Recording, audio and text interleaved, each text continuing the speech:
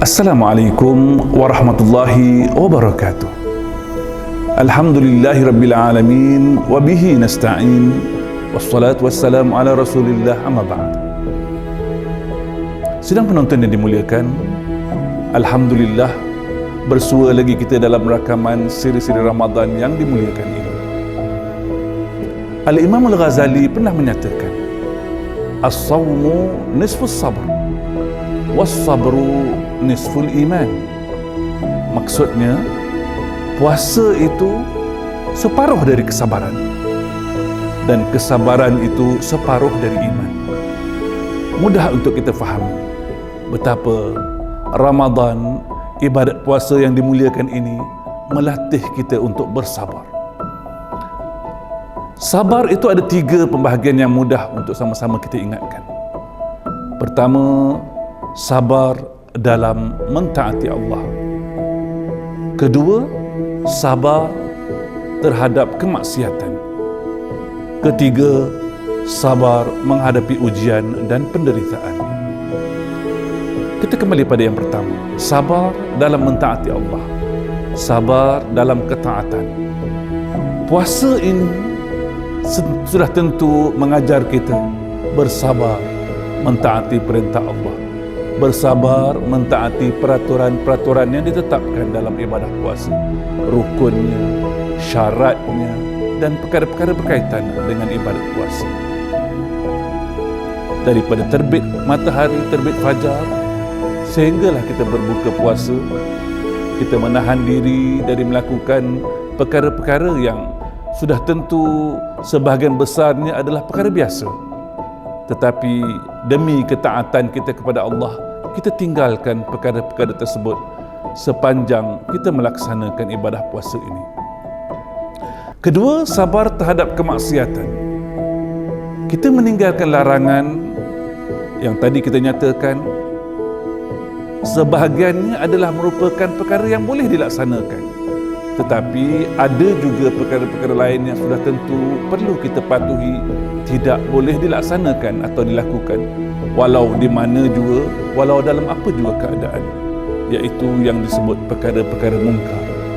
Dalam kita melatih diri beribadat, melaksanakan ibadah puasa, dalam masa yang sama kita mengasuh diri kita sendiri, mengajar diri kita sendiri betapa perlunya diri kita menghindari segala perkara-perkara mungkar tersebut.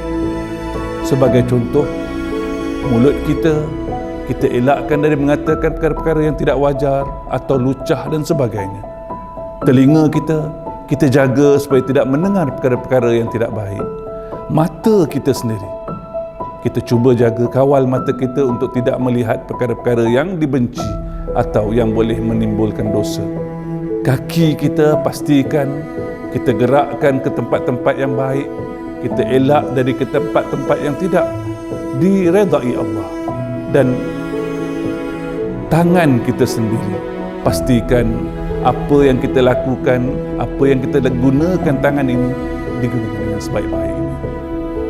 Sebagaimana satu hadis lain, an Abi Hurairah radhiyallahu anhu, pernah satu ketika Rasulullah sallallahu alaihi wasallam bersabda, "Man lam yada' qaul adh-dhur wal 'amalu bihi, falaysa lillahi hajatun fi an yada'a ta'amahu wa syarabahu."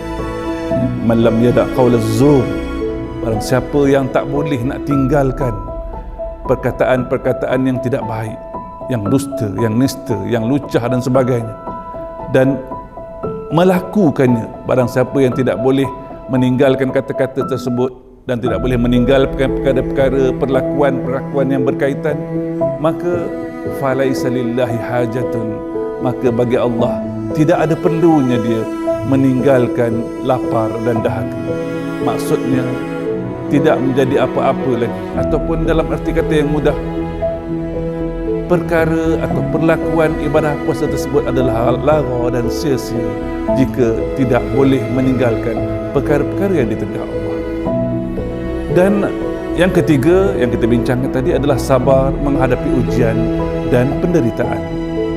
Sepanjang bulan Ramadan, hati kita menjadi lebih dekat dengan mereka-mereka yang berada dalam situasi atau kelompok susah dan sukar menghadapi hidup ini. Kita rasa betapa diri kita banyak berhadapan dengan cobaan dan cabaran serta kesukaran hidup. Tetapi dalam ibadah puasa, kita lebih menginsafi bahawa kesukaran yang kita hadapi sebenarnya tidaklah sebesar mana. Dan dengan ibadah puasa ini, kita boleh membantu meringankan beban orang lain yang lebih memerlukan dari kita. Dan ujian serta penderitaan inilah yang menjadikan kita lebih sabar dan menghadapi ujian atau cabaran hidup yang lebih getir pada masa-masa akan datang, insya-Allah. Sekarang itu dulu. Assalamualaikum warahmatullahi wabarakatuh.